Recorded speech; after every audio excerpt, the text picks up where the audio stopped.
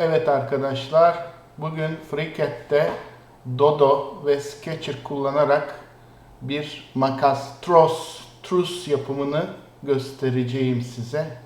Umarım faydalı olur. FreeCAD 0.19 ee, Dodo Workbench yüklü olması gerekir bilgisayarınızda. Dodo Workbench yüklüyse bu işlemleri rahatlıkla yapabilirsiniz. Hemen hızlı bir şekilde yeni bir dosya oluşturuyorum. Sketcher tabına giriyorum. Buradan Sketch, evet, karşıdan görünümü. Öncelikle makasımın, truss'un planını Sketch ile çizeceğim. OK diyorum. Evet. Şimdi hemen başlayalım. Şuradan şöyle bir çizgi çizelim.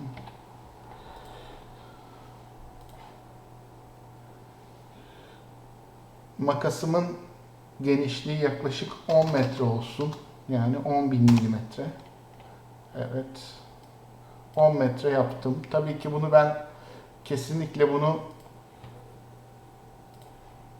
simetrik yapmanızda büyük fayda var. Çünkü bunu yapmazsanız daha sonra mirror ve kopyalamalarda sıkıntı çekersiniz. Evet, şu anda simetrik bir şekilde 10 metrelik bir truss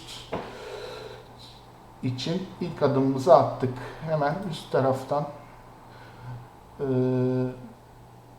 makasımın çerçevesini oluşturuyorum. Bakınız burada niye çerçevesini oluşturuyorum öncelikle? Çerçevesiyle iç tarafındaki destek profillerinin boyutları farklı olacağı için şurayı 100 yazacağım. Evet, 100 milimetre yazdım. Şu noktayla bu noktayı simetrik yapıyorum. Evet, çok güzel.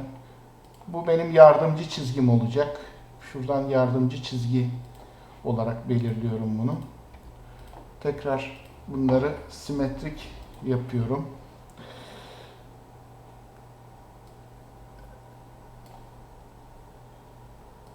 Bu iki nokta arasındaki mesafeyi de belirleyeyim. Burası da 100 olsun. Bunları sonradan değiştirebiliyoruz. Şimdi makasımın tepe yüksekliğini, mahya yüksekliğini vereceğim. 1200 yazdım burayı. Evet, şu anda makasın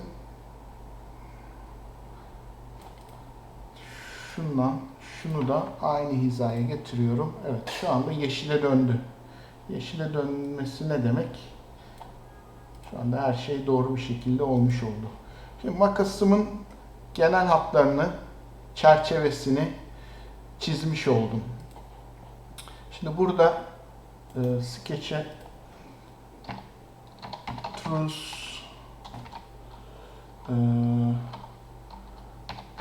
out frame diyorum. Yani dış çerçevesi olur. Buradan direktman Dodo Workbench'e geçiyorum. Dodo Workbench bizim için çok faydalı bir çalışma alanı. Şimdi burada şu gördüğünüz bölüm tamamen profillerle ilgili. Yani bizim SolidWorks'te Weld dediğimiz çalışma tezgahına benziyor. Hemen burada şunu anlayın. Bir beam, yani bir kolon oluşturuyor. Bunlar da OpenFrame Branch Manager. Buradan da kendi profilimizi oluşturuyoruz. Evet, biz kendi profilimizi oluşturacağız buradan.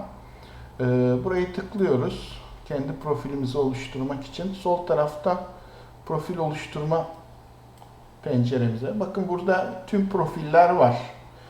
Mesela ben dış çerçeve için bir kutu profil oluşturmak istiyorum.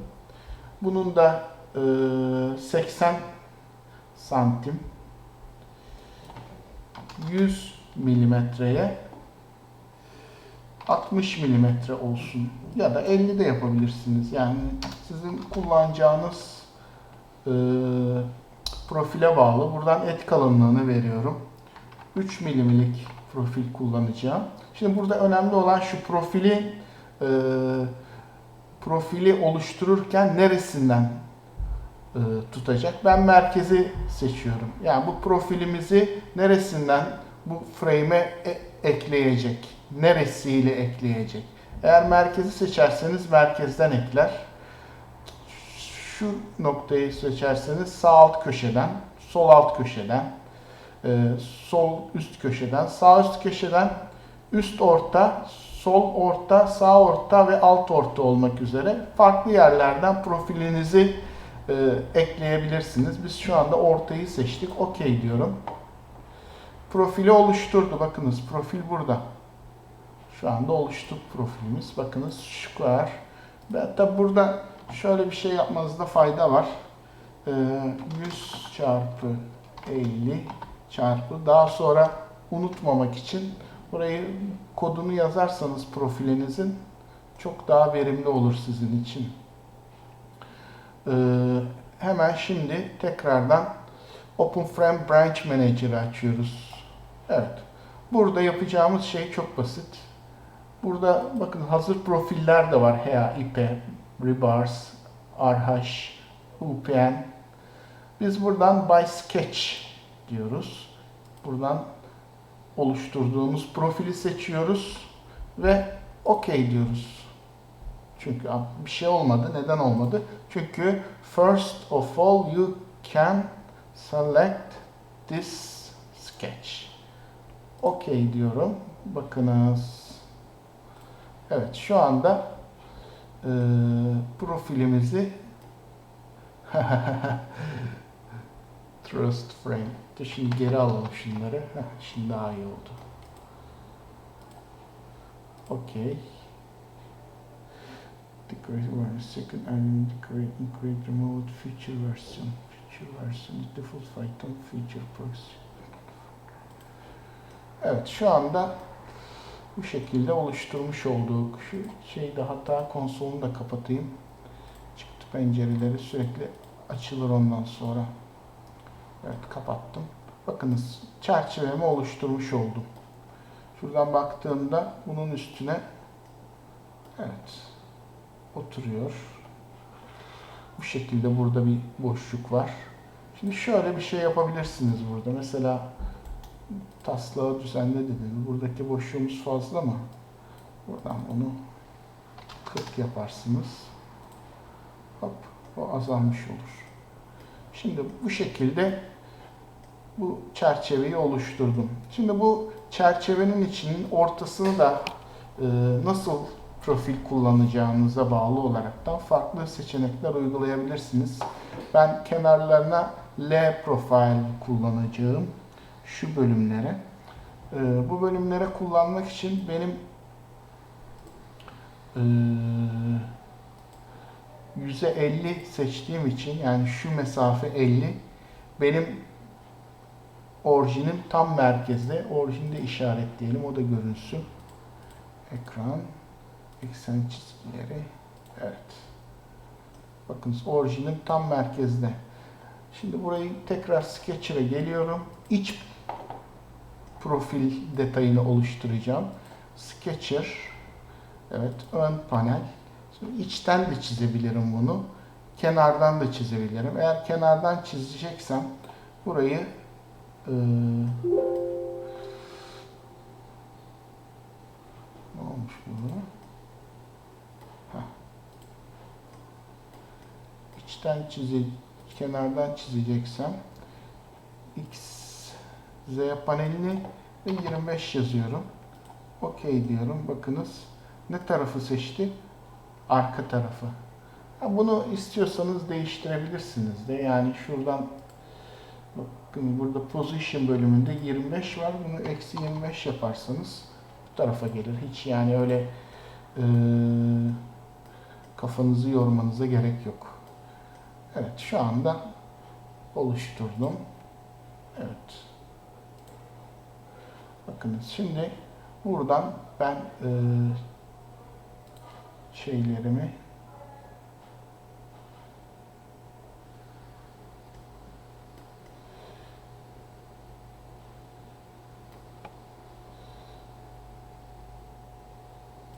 evet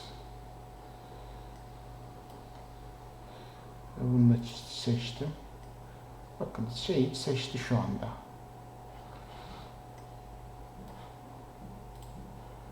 Evet, şimdi artık burada iç profillerimi oluşturabilirim. Ya bunu siz nasıl isterseniz öyle yapabilirsiniz. Yani istediğiniz gibi oluşturabilirsiniz.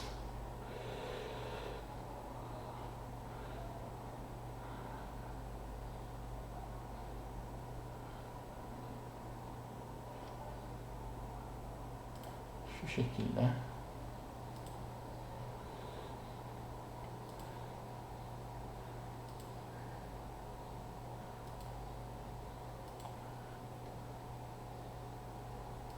Rastgele çiziyorum. I'm, I'm driving to randomize this line and finished. Yes. Şimdi buradaki aralarını eşit olarak seçeceğim ben. Şuradan şu mesafeyi alabilecek mi bakalım. Bu şekilde alıyor. Ben şu şekilde istiyordum. Neyse şöyle alalım. Evet 700'müş. 700 kalsın. İki şeyin arasını da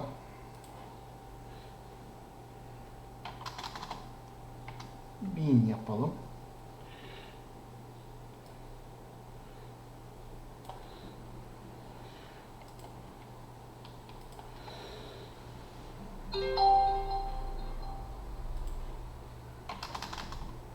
Evet 1000.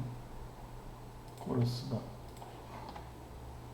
1000 olsun. Bunu daha farklı yapabilirsiniz. Yani istediğiniz tarzda çalışabilirsiniz. Yani değişken olabilir bu.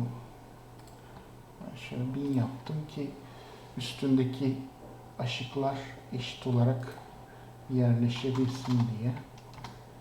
Evet bakın burada 1000 oldu bu.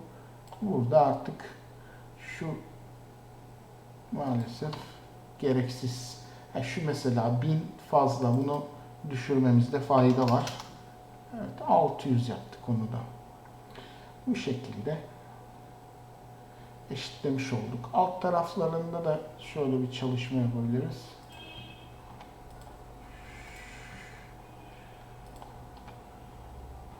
Şu arayı 50 yaptım.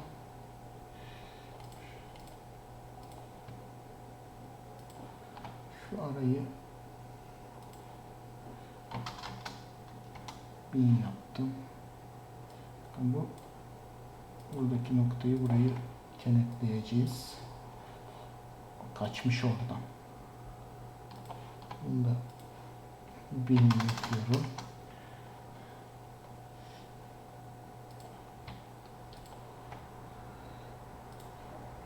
Bunları en sonunda bir düzene sokacağız tabii ki. En son şu bölüme gelelim. Bundan 1000 yapalım. Evet, böyle enteresan bir şey oldu. Yani bunu eşit açılı da yapabilirsiniz. Bu şekilde eşit ölçülü de yapabilirsiniz. Nasıl istiyorsanız. Mesela bunu 500 yapalım. 500, 1000 oldu. Şimdi bu artık 1000 olabilir mi? Evet olabilir. Bakınız oldu. 1000 oldu.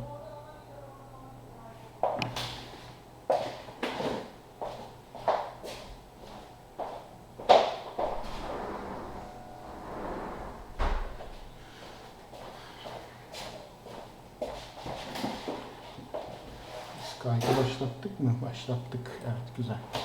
Şimdi buradan bu şekilde çizdikten sonra close diyorum. Kapatıyorum. Şimdi tekrardan Dodo Workbench'imi açıyorum. Buradan Create Customized Beam düğmeme tıklıyorum.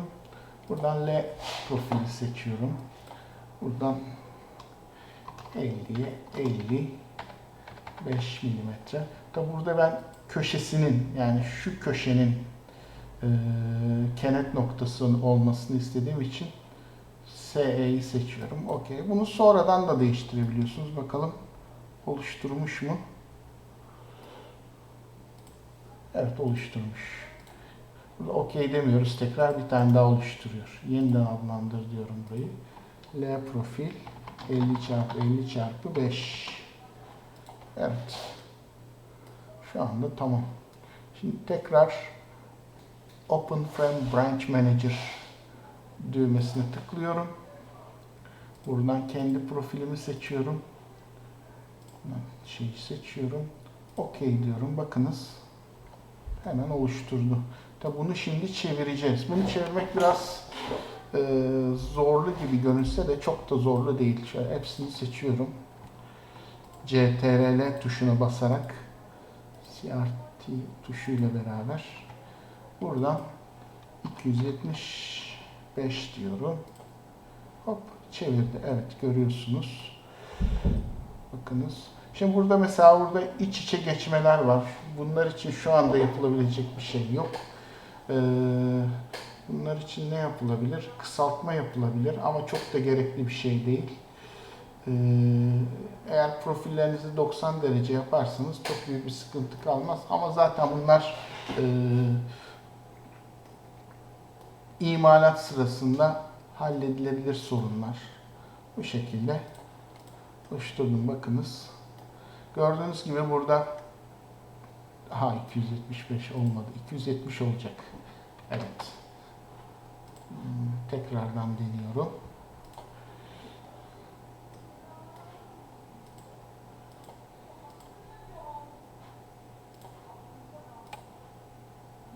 Evet. Evet, tekrar seçiyorum. CTRL yardımıyla. Meşakkatli bir iş gibi görünse de bence yöntem olarak SolidWorks'teki Weldment'tan daha kolay bir yöntem. Cancel'la kapatıyoruz bunu. OK dersek tekrar atar. Bakınız bitti. Şu anda yapacağımız şey çok basit. Şimdi bunları seçeceğiz. Bunları tabii seçtikten sonra bunları compound yapmamız gerekiyor. Bunları tek tek mirror yapamayacağımız için compound yaparak bunları tek bir obje haline getiriyoruz. Yani gruplandırmış oluyoruz. Yani bunu isterseniz üzerinde ismini falan değiştirebilirsiniz. Şimdi hemen ben buradan part mirror hangi düzlemde yapacağım? YZ düzleminde. YZ. OK. Bakınız karşı tarafa yaptı. Şimdi aynı şekilde bunu bir de diğer tarafa mirror yapmamız lazım. Onu da ZX düzleminde yapacağız. ZX. OK. Aynı şekilde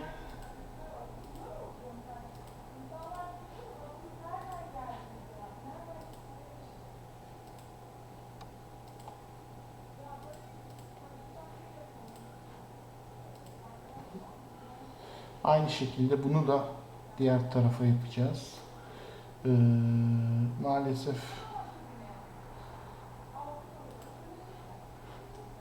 burada multi transform çalışmıyor. Bakınız bitti. Şu anda trust'ımı yapmış oldum. Gayet de güzel oldu. Şimdi burada artık sketch marifetiyle yanları dolduracağız. Bu da çok kolay. Hemen geliyorum buraya. Sketcher'a geliyorum. Tekrardan Sketcher'ı seçiyorum. Şimdi ön yüzeyde yapacağım için -25 diyorum. Çünkü benim profilim yüze 50 olduğu için ön tarafa çekmem için şeyi eksi 25 yazıyorum. Evet, geldi. Şimdi hemen şuradan şu kenarların şeyini alalım. Hızlı bir şekilde.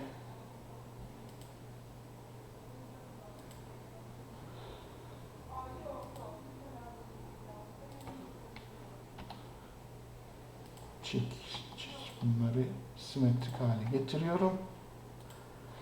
Evet. Şu noktayı da şu çizgiyle birleştiriyorum. Evet. Tekrar döndük. Şimdi buradan burayı monte ediyoruz. Evet. Şimdi buradan şu mesafeyi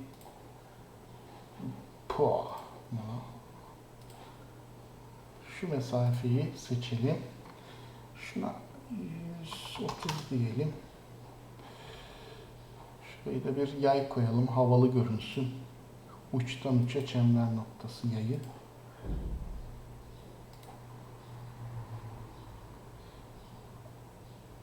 Evet. Şimdi şu yayın merkezinde şurayı birleştireceğim. Evet, 130, bunu 160 yapabiliriz. Evet, daha büyük görünür. Evet, şu anda bunu çizdik. Bunun şimdi şey haline getirmek, part design'daki extrude komutunu kullanıyorum. Evet, kaç milim olsun? 10 milim apply diyorum. Evet, 10 milim kalınlığında bir birleştirme plakası oluşturdu orayı. Aynı şekilde yan taraflara da geliyorum. Yine sketch komutuna giriyorum. Sketch'i seçiyorum. Eksi 25. Okey.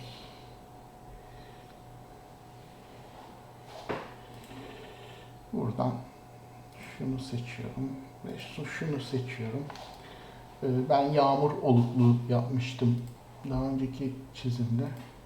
İsterseniz siz de yağmur oluklu yapabilirsiniz şeyinizi. Yani yapacağımız şöyle bir profil oluşturmak. Evet. Şimdi bu gördüğünüz gibi buna paralel değil. Bunu paralel yapabilirsiniz ya da connect edebilirsiniz. Ben paralel yapayım bu sefer. Buradan şu mesafeyi girelim. 30 olsun. Şu genel mesafe 150 diyor. 130 olsun. Şu kalınlık 30 milimetre olsun. Bunu saçtan oldu. Onu düşünürsek yani burada adam yağmur olduğunu direkt bunun içine yerleştirecek. İsterseniz bunu bu şekilde yani ucuna başka bir şey de koyabilirsiniz. Genişliğini verelim. Bu da 180 olsun. Evet, bu şekilde bir plakada bu yan tarafa yaptık. Bunu da part bölümündeki extrude komutuyla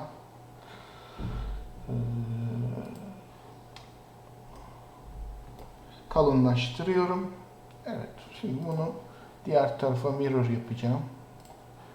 Hızlı bir şekilde. Hangi eksen?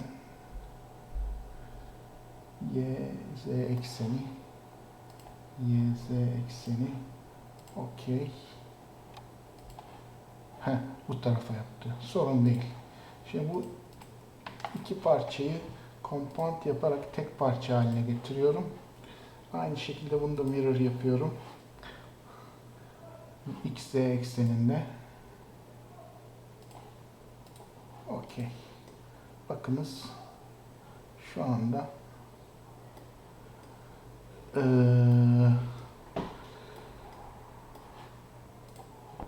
makasımız bitmiş oldu. Bundan sonra bu şekilde ayaklarını da yapıp gayet başarılı bir şekilde makasımızı oluşturabiliriz. Shift E ile bunun hepsini seçip compound yapıyorsunuz. Burayı da yeniden adlandır.